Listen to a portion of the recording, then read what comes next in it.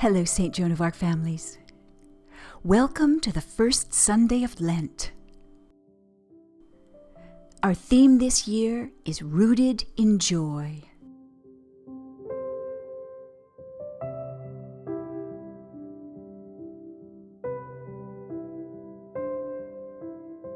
Does it seem odd that we're focusing on joy for Lent? Isn't Lent supposed to be a serious time where we think deep thoughts and give up stuff?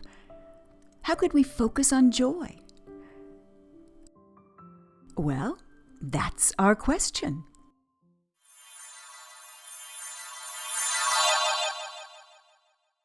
Let's read it together. How can we root ourselves in joy?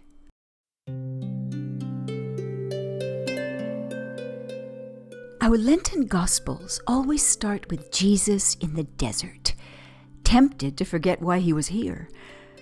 He's been in the desert, in the wilderness, for 40 days. He's so hungry and thirsty and tired, and maybe scared. The last thing on his mind must have been joy. And yet, our theme this year is Rooted in Joy. And yet, after 2 years of a pandemic, in the midst of global strife, surrounded by so much injustice based on race and identity, how can we be joyful? And yet, how much do we need joy in our lives right now? David Steindl-Rast says, "Joy is the happiness that doesn't depend on what happens." That's deep joy, yes? It's deeper than just happiness. Oh, happiness is good. We feel happy when we get a new toy, right? When someone compliments us. When we master a piano piece or get a good grade. There's nothing wrong with happiness. But we're talking about something deeper. We'll start each Sunday of Lent with this passage from John. Jesus said, "This is my commandment, that you love one another as I have loved you. I tell you this so my joy may be in you, and your joy may be complete." Jesus, our God among us, is telling us that the ultimate thing he wishes for us is to live in joy. In complete joy. As he does. He can't be tempted away from his joy. This isn't a joy that depends on what happens. It doesn't come because something good happened to us today. It doesn't go because something bad happened. In our lives or in the world around us. It's even deeper than that. And it's harder. Harder to find and harder to keep.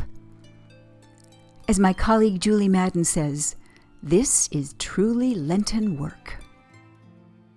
So how do we do it?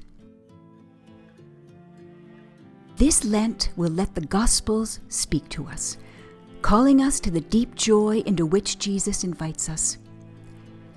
Each week we'll talk about a practice that we can take on that will set us on the path to joy. And so this Lent, what should we give up? Let's give up the temptation to despair, to be hopeless. Let's give up darkness. Let's seek joy.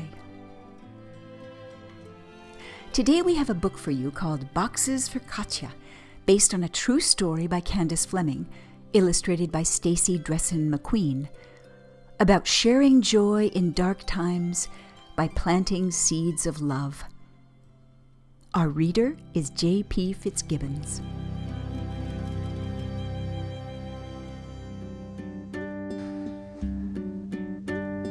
After the war, there was little left in the tiny Dutch town of Ulst. The townspeople lived on cabbages and seed potatoes. They patched and repatched their worn, thin clothing, and they went without soap or milk, sugar or new shoes. One spring morning, when the tulips bloomed thick and bright, Postman Kleinhornte pedaled his bicycle down the cobbled street. "Oh-ho!" he whooped. "I have a box for Katya, a box from America." "America?" exclaimed Katya. "Who would send me a box from America?" "Oh, the Children's Aid Society," replied the postman. "Children in America are collecting and mailing many hard-to-find items to the children of Holland. You, young miss, were lucky to get one." Katya took the box. She rubbed her finger across the block letters that spelled USA. "The land of plenty," she whispered. Katya's mama came to stand beside her. "Open it," she urged. Peeling off the brown paper wrapping, Katya pulled back the flaps and pulled out a cake of soap. "What luxury," said Mama. "No more bathing with gritty homemade stuff for you." Katya pulled out the next item. A pair of wool socks. "Now that is luxury," said Postman Kleinhornte. "Holland has become a sockless country since the war." He rolled up his pant leg to show his bare ankle. Katya dipped into the box again. Out came chocolate. Mama sniffed, then sighed. "I have not smelled chocolate in years." Postman Kleinhornte smacked his lips. "I have not tasted chocolate in years." "Neither have I," added Katya. Her mouth watered as she remembered its creamy, rich sweetness. She could hardly wait to take a bite. Then she looked from Mama's smiling face to Postman Kleinhornte's, and Katya made a decision. Quick, before she could change her mind, she broke the bar into pieces and passed them around. For several moments, the three savored the almost forgotten taste. Then Postman Kleinhornte pointed. "The box is not empty yet." Katya reached in and pulled out a letter. It read, "Dear Dutch friend, I hope these gifts brighten your day. Your American friend, Rosie Johnson, 123 Elm Street, Mayfield, Indiana, USA." The postman nodded. "Yeah, Rosie's box brightened my day." "And mine," agreed Mama. "I am going to tell her," decided Katya. "I am going to send a letter to Rosie." "Dear American friend, thank you for the soap and the socks, but most of all for the chocolate. Sugar is not found in Holland these days, so anything sweet is precious. My mother and Postman Kleinhornte very much enjoyed it too. Your Dutch friend, Katja van Stegeran." Weeks passed, and summer came hot and bright. The townspeople of Olst boiled cabbages, dug potatoes, and dreamed of meat and bread. One morning, while Katya and her mama pulled up their tulips, rubbed off the stems, and sorted the bulbs into bags, Postman Kleinhornte came pedaling down the street. "She has another one," he hollered. "Katya has another box from America." His shouts drew Mr. and Mrs. Delant and their 5 thin children from next door. Everyone gathered around as Katya eagerly opened the second, bigger box. "Johann, look!" shrieked Mrs. Delant when the flaps were pulled back. "I am looking," gulped her husband, "but I am not believing my eyes." From the box, Katya pulled 4 bags of sugar and a letter from Rosie. "Dear Katya, no sugar? Yikes! That's so awful. Mother and I are sending you some. We included some for your postman, too. Your friend, Rosie." "Sugar, sugar, sugar," sang Postman Kleinhornte. Grabbing the smallest Delant, he danced with the toddler to the word's sweet beat, and Katya made a decision. "There is plenty to share," she said. "Ach!" sobbed Mrs. Deland. dabbing away the tears with the corner of her apron. "You are too kind. Thank you, Katja. Thank you." Then, as Postman Kleinhornte sang, the children danced, and Mrs. Deland sniffled. Katja divided the sugar. Later, she wrote to Rosie. "Dear friend Rosie, so many sweets. How can I ever thank you? I shared the sugar with our neighbors, Mr. and Mrs. Delant. They have 5 children who are skin and bone. With so little food in Holland, it's hard to keep anyone fed.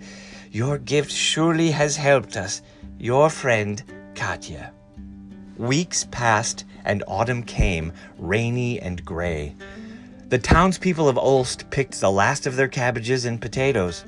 They lined their old coats with newspaper to keep out the cold air, and they worried about the coming winter. "How will we survive without good food or warm clothing?" they asked each other. "How will we live?" Katja and her mother worried too.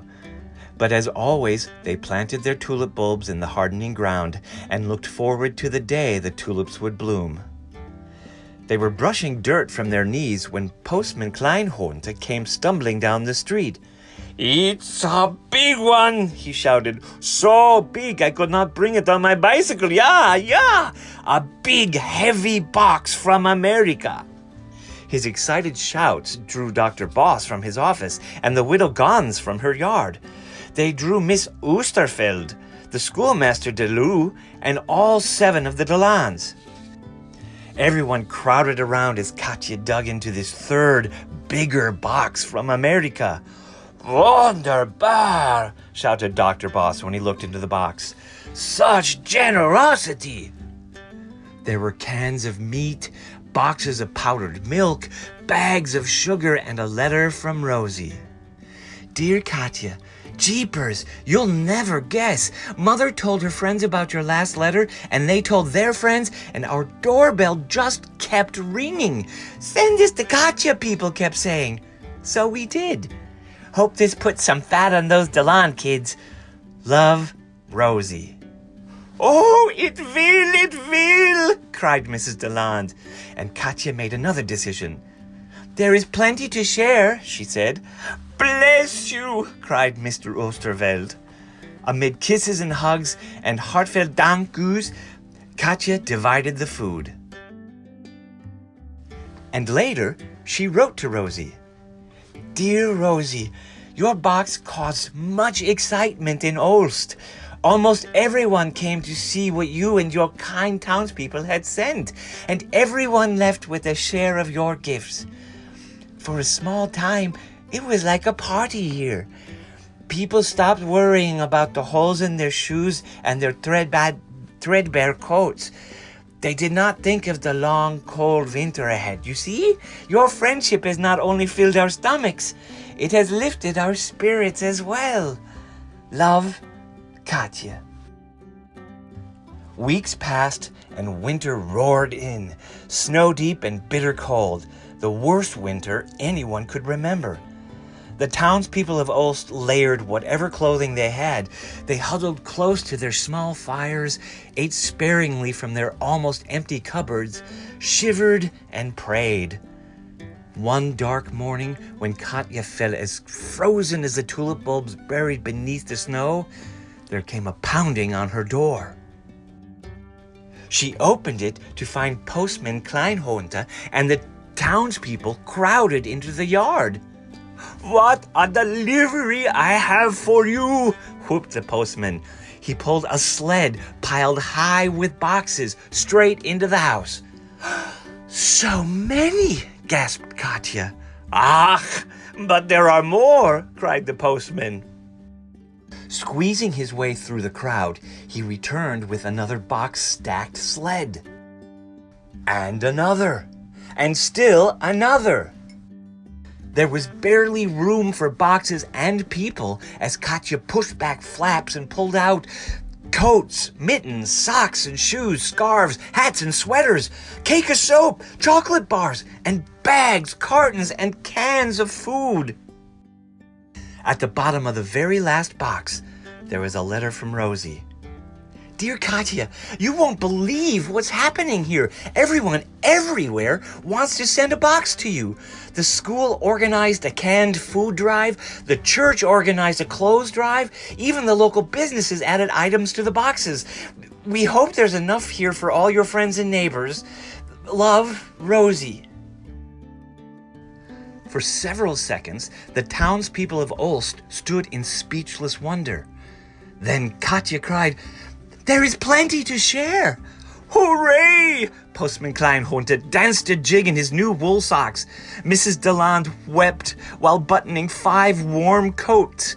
And Dr. Boss put down his cans to give the widow Gans a quick, joy-filled kiss. Mama wrapped her arms around Katya. "You have brought us a miracle," she said. "No," replied Katya. "Rosie did." All winter long, the boxes kept coming. All winter long, the townspeople stayed warm and well-fed. And all winter long, Katya wrote letters to her American friend, Rosie. Slowly, the snow melted, and the wind lost its bite. Each day, more and more tulips poked their green tips through the soil, blooming into a sea of pink and yellow, purple and red. One warm morning, Katya said, "It would be nice to send a box to Rosie." "Yeah," said Mama, "but what would you send?" Katya smiled as she told her. "It's a good idea," said Mama. "Oh, I like it," agreed Postman Kleinhunter. "We must do it," said the Delans. "Together," added Dr. Boss. And so, one sun-bright morning, Mr. Everett, the mailman, hurried down Elm Street. "I have a box for Rosie," he announced. "A box from Holland." "Holland!" exclaimed Rosie. "What could it be?" Eagerly, she ripped off the wrapping and pulled back the flaps. "So many!" gasped her mother. Then Rosie read the letter. "Dear Rosie, we hope these tulip bulbs from Ulst will brighten Mayfield's days. Plant them in the fall and wait for a surprise in the spring. Love, Katya."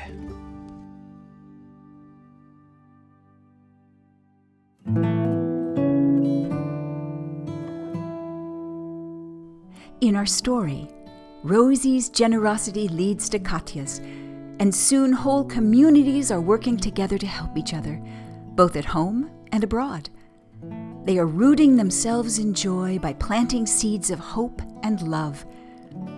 It's a little vision of God's kingdom in flower, people around the world sharing Jesus' call to turn away from despair and live in joy.